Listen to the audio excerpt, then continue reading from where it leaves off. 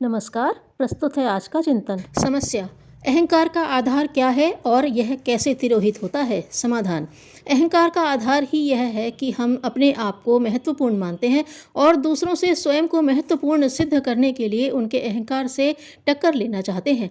महत्वपूर्ण होना एक अलग बात है और स्वयं को महत्वपूर्ण मानना तथा उसे सिद्ध करना सर्वथा दूसरी बात है।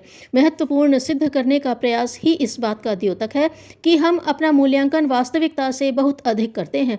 विचार किया जाना चाहिए कि संसार में सबसे महत्वपूर्ण यदि कोई है तो वह ईश्वर है, और ईश्वर की ऐसी कोई चेष्टा दिखाई नहीं देती जो वह अपने आप को महत्वपूर्ण सिद्ध करने के लिए करता हो। संसार की सर्वोपरि महत्वपूर्ण सत्ता अपने आप को महत्वपूर्ण सिद्ध करने की ओर से उदासीन है। तो क्या कारण है कि हम जैसे अरबों व्यक्तियों के होते हुए हम अपने आप को सबसे महत्वपूर्ण माने और दूसरों से टक्कर लेते फिरे? अपने अहंकार को पहचान लेने और उसे स्वीकार करने के साथ ही वस्तु स्थिति को समझ लेने मात्र से अहंकार तिरोहित हो जाता है।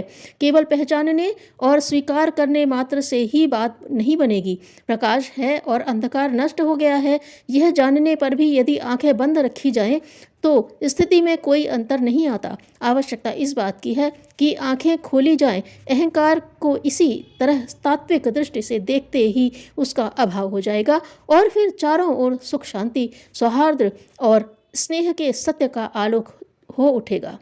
पुस्तक विकृत चिंतन से उद्धृत। समस्या: देव दर्शन अथवा दक्षिणा प्रदक्षिणा द्वारा क्या देवताओं को प्रसन्न किया जा सकता है?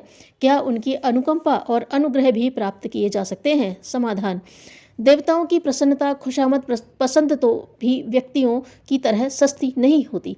उनकी अनुकंपा प्राप्त करने के लिए हमको कदम कदम पर अपने दोष दुर्गुणों को दूर करना होगा।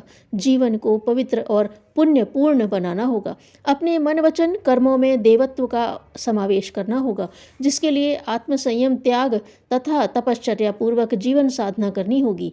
दिव्यता की यह उपलब्धि श्रम एवं समय साध्य है, जिसको केवल वही व्यक्ति प्राप्त कर सकता है जो क्षण क्षण अपने आचार, विचार तथा व्यवहार में सावधान रहकर चलेगा। गुण, कर्म, स्वभाव को उत्कृष्ट एवं आदर्श बनाने से देवत्व बढ़ता है, और जहाँ देवत्व होता है वहीं देवता का अनुग्रह बरसता है। भौरे वहीं आते हैं जहाँ सुगंधित पुष्प खिले होते हैं। गंदी कीचड़ में कोई भौरा क्यों जाएगा?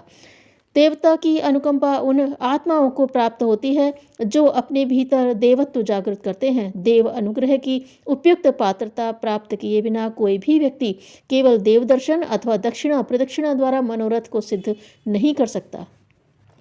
समस्या: क्या कोई अकेला व्यक्ति भी सेवा सहायता का कोई ऐसा कार्य कर सकता है जिसमें सच्चा कल्याण हो? समाधान: अकेला व्यक्ति भी अपनी शक्ति के अनुसार बहुत कुछ कार्य कर सकता है। आप इस समय ब्राह्मण धर्म की सहायता कीजिए। देश जाति की गिरी हुई दशा को सुधारने के लिए स्वदेश बांधवों की विचारधारा पलटने में लग जाइए। अपने घर में, संबंधियों में, मित्रों में, ग्राहकों में, परिचितों में, अपरिचितों में ज्ञान के बीज बोते चलिए। उन्हें सन्मार्ग पर चलने के लिए प्रोत्साहित करते रहिए। पुरानी प्रथा और परिपाटियां मिलावट होने के कारण तथा समय के पीछे की हो जाने के कारण उन्हें बहुत अंशों में अनावश्यक हो गई हैं। उन्हें सुधारना अत्यंत आवश्यक है। संशोधन, परिमार्जन की विचार और कार्य दोनों दिशाओं में जरूरत है। नवयुग निर्माण का पवित्र यज्ञ कार्य करने के लिए आपको बढ़ना है। पुराने यज्ञ कुंड में स्वाहा करनी है ताकि नवीन सुगंधित यज्ञ धूम उत्पन्न होकर देवताओं को प्रसन्न करे। उद्देश्यपूर्ण जीवन बिताइए, लक्ष्य को लेकर जीवित रहिए। आज अज्ञान निवारण का महान कार्य सामने पड़ा हुआ है। आप ब्राह्मणत्व की सहायता कीजिए और पापों से जलती हुई मनुष्यता को ज्ञान का अमृत पिलाइए।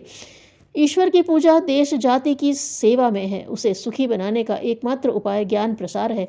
अभाव और अन्याय के दुख भी ज्ञान से दूर हो सकते हैं। सर्वतोभावेन आप ज्ञान प्रसार में जुट जाइए, इसी में सच्चा कल्याण है। समस्या: आलोचना को मित्रता का गुण भी कहा जाता है, फिर लोग इसे बुरा क्यों मानते हैं? समाधान: आलोचना में छिपे दोष दुर्गुण उभर कर ऊपर आते हैं। जब वे प्रकट होते हैं तो निंदा होने लगती है, फिर उन्हें छोड़ने में ही खैर दिखाई देती है। आलोचना आवश्यक है, इसे कोई निष्पक्ष हितैषी शुभचिंतक ही कर सकता है, सो भी तब जब बुरा मान जाने का खतरा उठाने की हिम्मत हो। इसमें परामर्शदाता का ही अहित होता है। पर जब दोषों को स्वयं देख सकने की क्षमता न हो, अन्य कोई बताए या सुलझाए नहीं, ऐसी दशा में आत्म सुधार कैसे हो? उसके बिना प्रगति का अवरुद्ध द्वार कैसे खुले? जिसे वस्तुस्थिति का ज्ञान ही नहीं, वह अवगुणों को सुधारने और सद्गुणों को अधिक बढ़ाने का प्रयत्न कैसे करें? सच्चे मित्र की एक अच्छी पहचान यह है कि मित्र की को बुराइयों से बचाता है, जो लद गई हैं उन्हें छुड़ाता है। इसलिए आलोचना मित्रता का गुण है। हमें इसे चतुरता से आलोचना करनी चाहिए कि बदनामी या विद्वेष बढ़ने की नौबत न आए। सही आत्मसमीक्षा कोई विचारशील ही कर सकते हैं, अथवा कोई यथार्थवादी मित्र वस्तु स्थिति को समझने समझाने का प्रयत्न करते हैं। ऐसे समीक्षक जिन्हें मिल जाएं, उन्हें अपने को भाग्यशाली ही मानना चाहिए, क्योंकि इसी आधार पर सुधरने एवं प्रगति करने का अवसर मिलता है। इसमें बुरा मानने जैसी कोई बात नहीं है। समस्या: सेवा का लाभ सारे समाज को मिलता है, फिर भी समाज उसके लिए सहयोग नहीं देता, तो हम ही क्यों मरे खपे? समाधान: यह चिंतन उभरने का अर्थ है कि लोकसेवी की दृष्टि खो जाना। ऐसा चिंतन उस मस्तिष्क में ही उभरेगा जो सेवा कार्य को कर्तव्य नहीं, किसी पर किया गया एहसान मानता है। सेवा भाव से संतोष बढ़ता है और एहसान भाव से अहंकार पनपता है।